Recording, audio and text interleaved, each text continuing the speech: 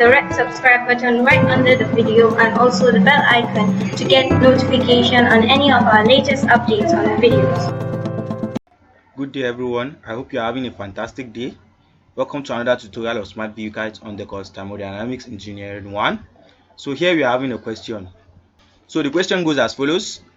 The adiabatic steady flow device shown in the figure below has no shaft work transferred with the environment, and the states of the gas at the two ports are shown.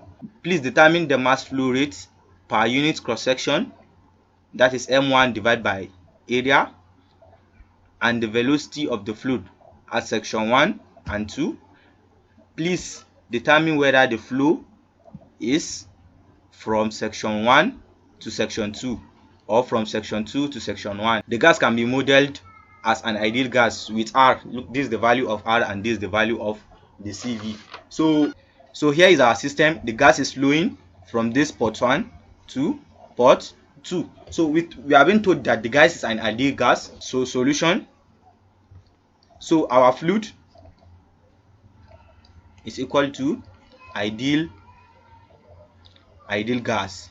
So we are going to be using the ideal gas equation. So we are given from the question that R is equal to 287 joules per kilogram Kelvin, and we are given Cv to be equal to 716 joules per kilogram Kelvin. So we are told that this is an ideal gas, so we can use our ideal gas to find the density at the port 1 and port 2. So from ideal gas equation we know that PV is equal to mRT, so we can also write this P is equal to mRT all over V. So we know that density is equal to mass per unit volume. So let's say it is mass flow rate, for example. So here should be mass flow rate. You can use mass flow rate also for it. So our density is equal to mass per unit volume. So we can actually impute density into this equation since we are having mass flow rate all over volume. So we can say our P is equal to density R multiplied by T. So now we can get our density from here. We can say density is now equal to pressure all over R multiplied by temperature. We are going to find our density at port 1 and we are also going to find our density at port 2. So now finding the density at port 1, we know that rho 1 is equal to, so we are going to be having P1 all over R multiplied by T1. Density at port 2 will be P2 all over R multiplied by T2. So now let's go back to our system. So we have P1 to be equal to 3.5 times 10 raised to the power of 5 par.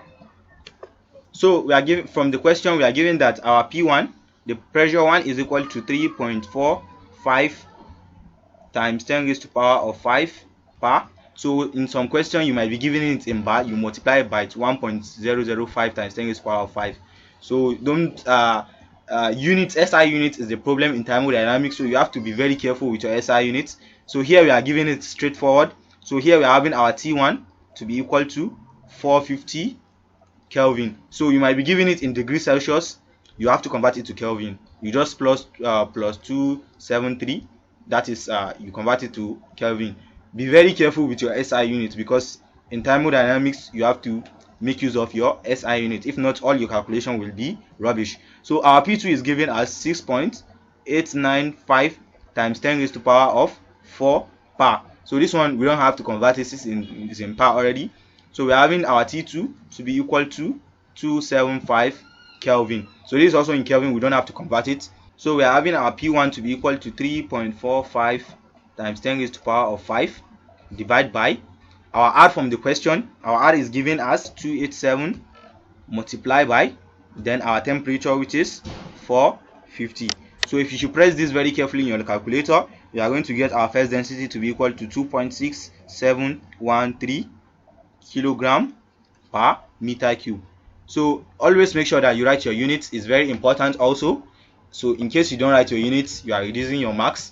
So we are having our density 2 also to be equal to, so we are going to use P2. Our P2 is 6.895 times 10 raised to the power of 4 divide by, so our R is also constant, 287 given from the question, times our T2 is 275.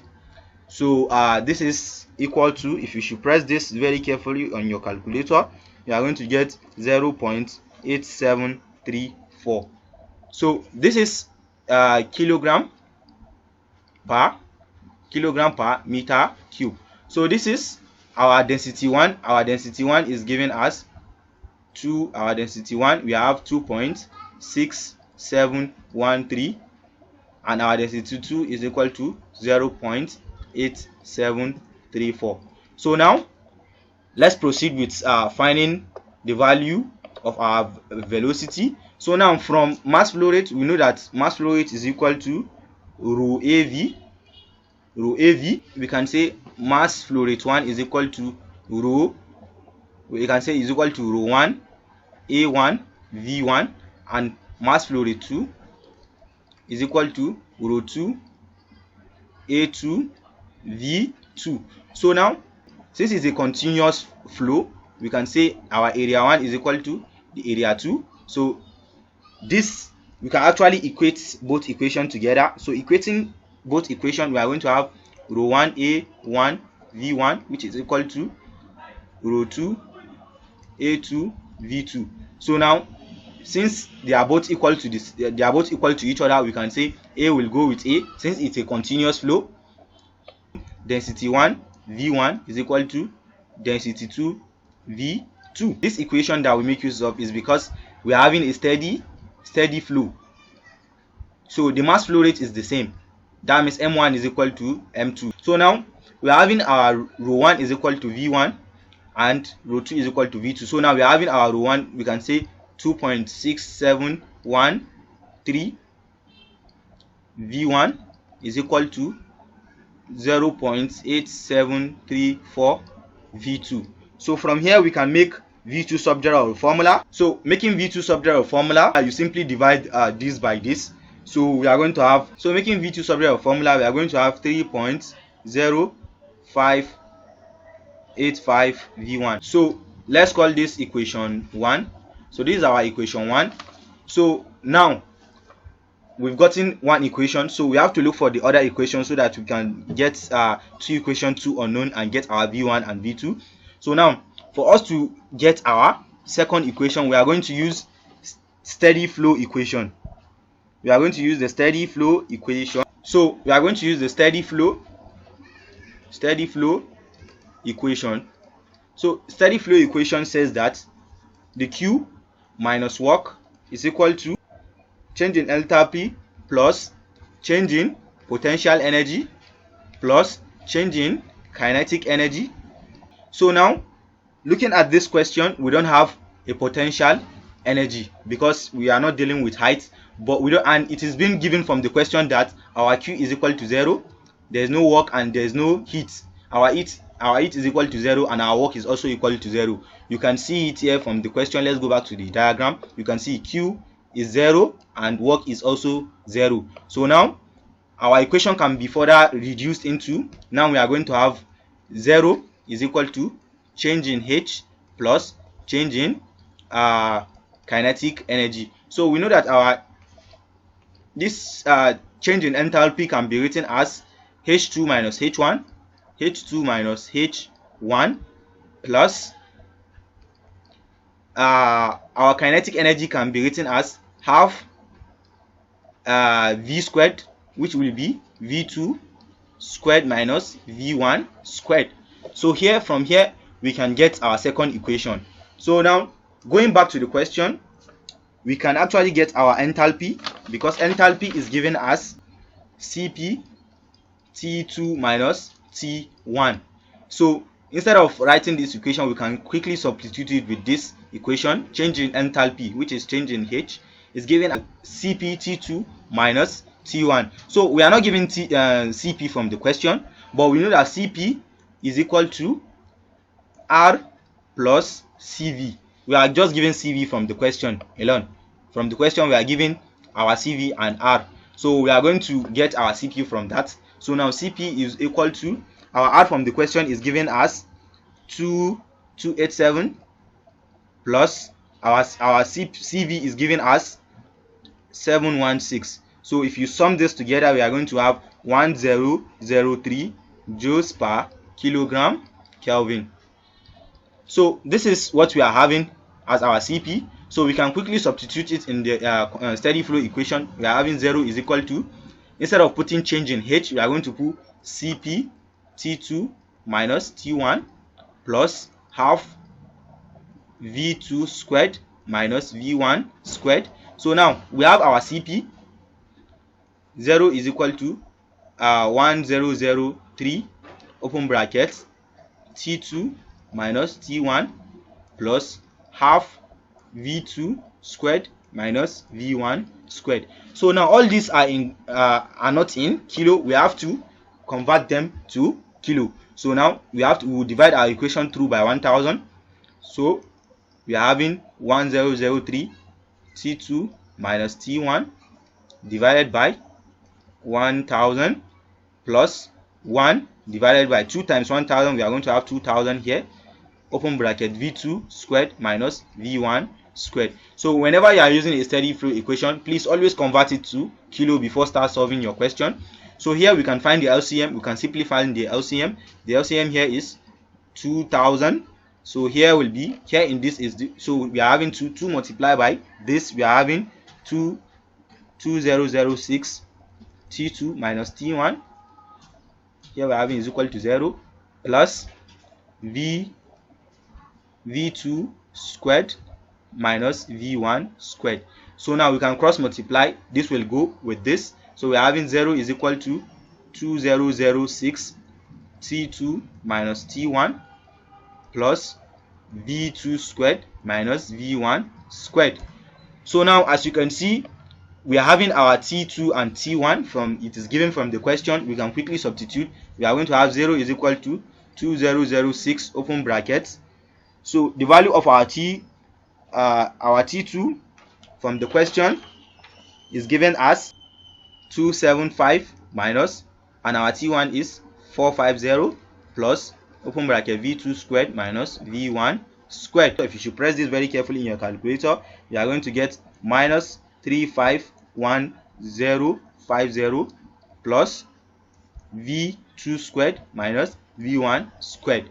So now we can rearrange the equation. By rearranging the equation, we are going to have V2 squared minus V1 squared is equal to 351050. This is another equation. We can say V2 squared minus V1 squared is equal to 351050. So this is another equation. Let's call this equation 2. So now we are having equation 2 unknown. We can quickly get our final answer. So from here we know that V2 is equal to 3.0585 V1. So we can quickly substitute V2 here. So substituting V2 in equation 2, we are going to have, open brackets 3.0585 V1 squared is equal to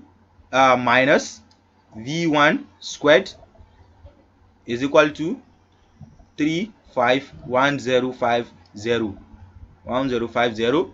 So we can further simplify this. If you further simplify this, you are going to have, if you square this, you are going to have 9.3544 V1 squared minus V1 squared is equal to 351050. So now if you factor out V1 squared, we are going to have V1 squared open bracket 9.3544 minus 1, which is equal to 351050. So now V1 squared, you can divide, if you simplify this, you divide it with this, you are going to have V1 squared is equal to 42019.6621. So now if you root your equation, if you root this, you are going to have our V1 will be equal to 204.98, and this is approximately equal to 205 meter per second. So this is the value of our V1. Our A part, we have to determine the mass flow rate per unit cross section. So now we have our V1 already and we have our rho. Using this formula we are having, so using mass flow rate equation, we know that M1 is equal to A1 rho A1 V1.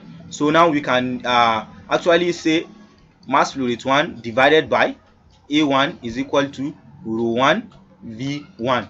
So this is what we're actually looking for. So now we can multiply our density and the volume. So our density, the one we got earlier, rho 1, is given as 2.6713 multiplied by the velocity we just gotten, which is 205.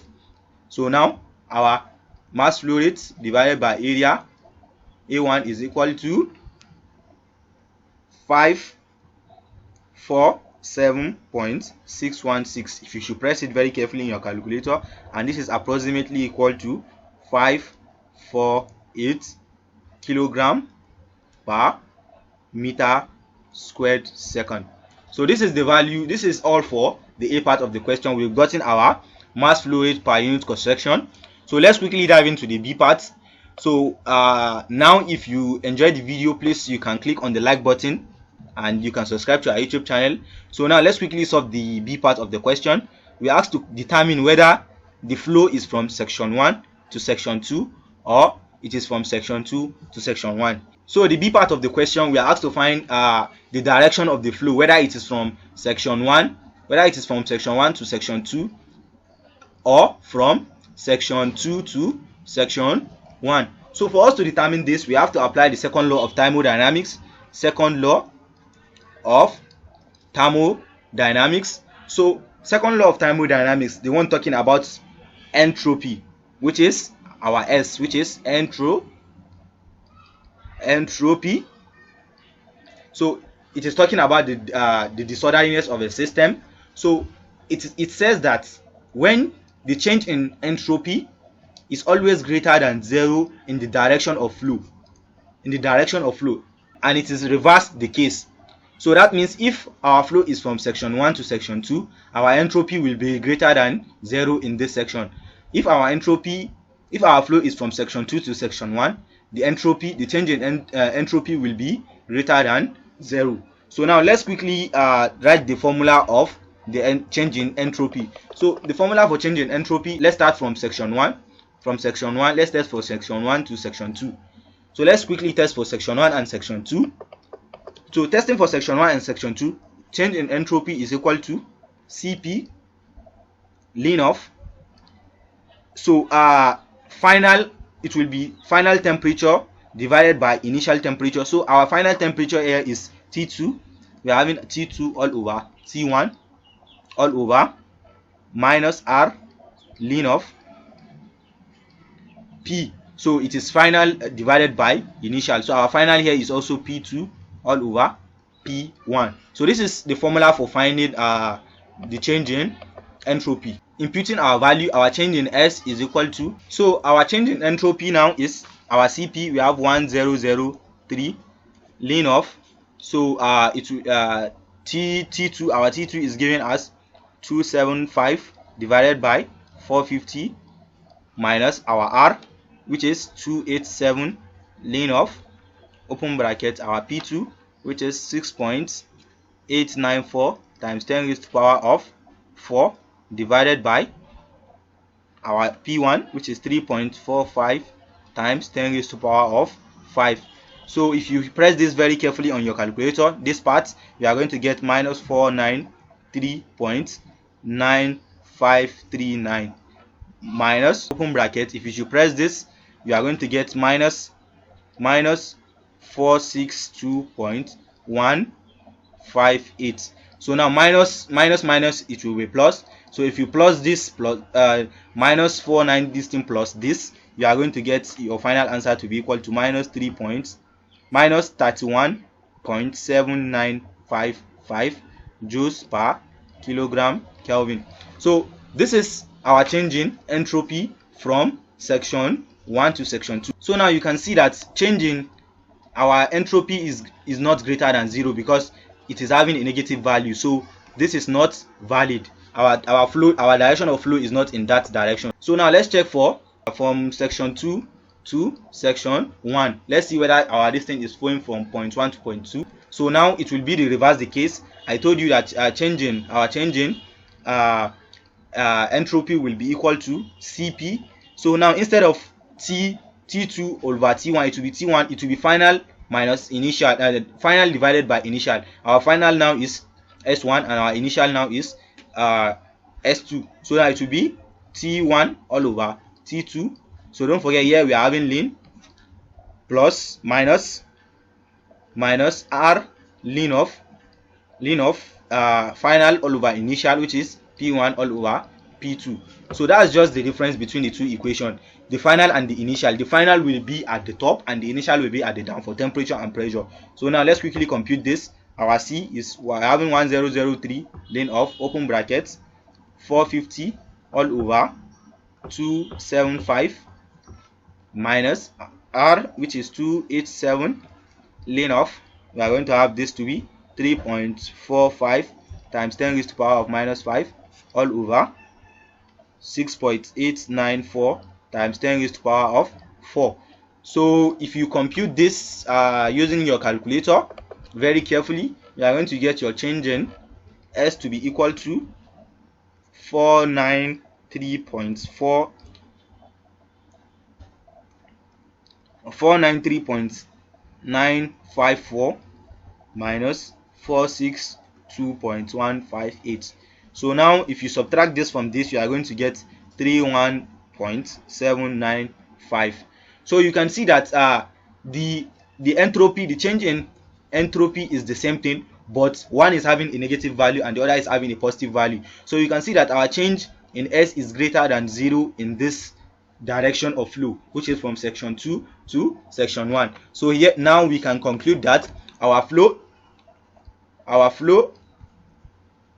is from section 2 to section 1. So that is all for this tutorial. We've actually spent a lot of time in solving this question. You know the way thermodynamic questions are, they are very long. I hope you understand this tutorial. If you don't, please watch the video again. Don't forget, whenever you are calculating, check out for your SI units because they are very important. You might get confused on the way. Take it very gently. In thermodynamics, it's better you understand the question before jumping right in than solving rubbish at the end of the day. Don't forget to subscribe to our YouTube channel because we'll be updating more videos on your assignments, exams, and other test questions. Thank you very much for watching this video. We'll meet in our next class. Thank you.